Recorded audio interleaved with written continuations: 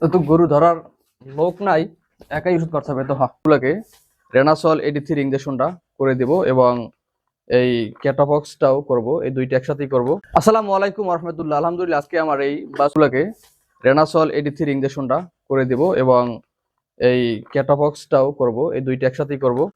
এই বাছুরগুলা ক্রয় করেছি, কোনোটার 1 মাস হয়েছে, কোনোটার 1 মাস এখনো হয় নাই। তো যেহেতু কোরবানির পরে বিক্রি করার চিন্তা ভাবনা করেছি, তো বাছুর জাতীয় গরুগুলাকে রানাসল 83 করাটা অনেকটা উত্তম এবং এগুলা করলে এবং আর ক্যাটাবক্স যদি করা হয়, বাছুরগুলা একটু শরীর স্বাস্থ্য ভালো থাকে এবং মাংসটা একটু দ্রুত ধরে। আর ওদের যে এখন যেহেতু বাড়ন্ত বাছুরগুলা, ওদের বয়স অনুযায়ী আরো বৃদ্ধি পাবে। তো এই ওষুধগুলো দিলে মোটামুটি বাছুরগুলা কিছুটা পরিবর্তন হয়ে যাবে। তো এক ভাই কমেন্ট করছিলেন যে আপনার গরুর তো পরিবর্তন দেখতেছি না। আসলে ভাই, এই জাতীয় বাছুর যেগুলো বাড়ন্ত বাছুর, এটা বাছুর তো মনে করেন এখন বলবে, যেসব গরু দেখবেন দাঁত ফালায়, দাঁতাল গরু 2 দাঁত বা 4 দাঁত, সর্বনিম্ন 2 দাঁত যে গরুর দাঁত ফালায়, ওই গরুর কিন্তু এখন বলতির সময়, মানে বলতিটা কিন্তু কম বলবে, কিন্তু এখন শরীরে মাংস উৎপাদনটা বেশি হবে। আর এই জাতীয় যে বাচ্চা গরুগুলা, এগুলা কিন্তু এখনো মাংস উৎপাদনের ইয়াটা খুব কম। এদের এখন বর্তমান বয়স হচ্ছে, এরা হাতে পায়ে লাম্বা হবে এবং সাথে সাথে মাংসও কিছু ধরবে। তো আমার এই বাছুরটা কিন্তু কেনার দিন কিন্তু অনেকটাই শুকনো ছিল, তো মাশাআল্লাহ আলহামদুলিল্লাহ কিছুটা পরিবর্তন আসছে। তারপরে এই যে বাচ্চাটা, এই বাচ্চাটা পরিবর্তন আসছে, এই বাচ্চাটা পরিবর্তন আসছে এবং এই মানে তুলনামূলকভাবে অনেকটাই পরিবর্তন আছে, কিন্তু চোখে এখনো লাগতেছে না। তারপর এই যে বাচ্চাটা, এই বাচ্চাটা ক্রয় করা হয়েছে কিন্তু এখন 1 মাস এটার হয় নাই। হ্যাঁ, সঠিক সময়টা বলতে পারতেছি না, কারণ আমার সঠিক সময়টা মনে নাই যে কত তারিখ কেনা হয়েছিল।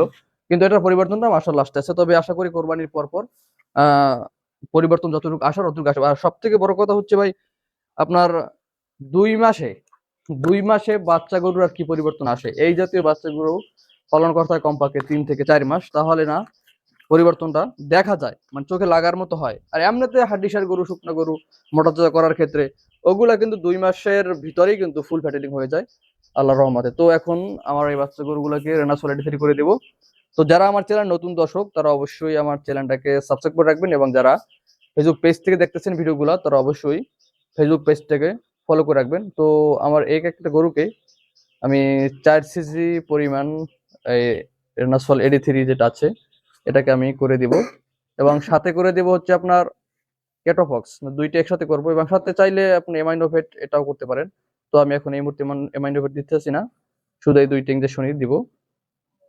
তো রেনাসল 83 ইঞ্জেকশনটা কিন্তু অনেকটাই ঘন, তো এটা একটু সময় লাগে সিরিঞ্জের ভিতরে আসতে, এবং যখন করবেন তখন একটু ধীরে করবেন, কারণ যেহেতু ঘন ঔষধ দ্রুত কিন্তু শরীরের ভিতরে যাইতেছে না। তো আপনাদের যদি আরো কোনো কিছু জানার থাকে অবশ্যই কমেন্ট করবেন এবং আমার ভিডিওর বায়ুতে কিন্তু আমার হোয়াটসঅ্যাপ নাম্বার দেওয়া আছে, চাইলে আপনারা সেখানে যোগাযোগ করতে পারেন। তো এই ঔষধটা আমি নিয়ে নিই সিরিঞ্জের ভিতরে, এখন এটা করে দেব। তো গরু ধরার লোক নাই, একাই ওষুধ করতে হবে। তো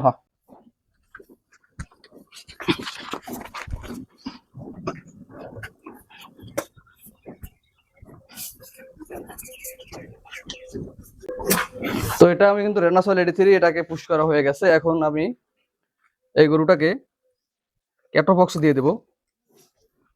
ক্যাটোফক্স দিয়ে দেবো এটাকে আমি 5 সিসি পরিমাণ, কারণ এই গরুটা ওদের থেকে তুলনামূলক অনেকটা বড় আছে, যার কারণে 5 সিসি দিয়ে দেবো। তো ক্যাটাফক্স ওষুধ কিন্তু রেনাসলের মতো রকমের কিন্তু ঘন না, এটা কিন্তু একদম পাতলা, তাই এটা কিন্তু সহজেই শরীরের ভিতরে পুশ করানো যায়।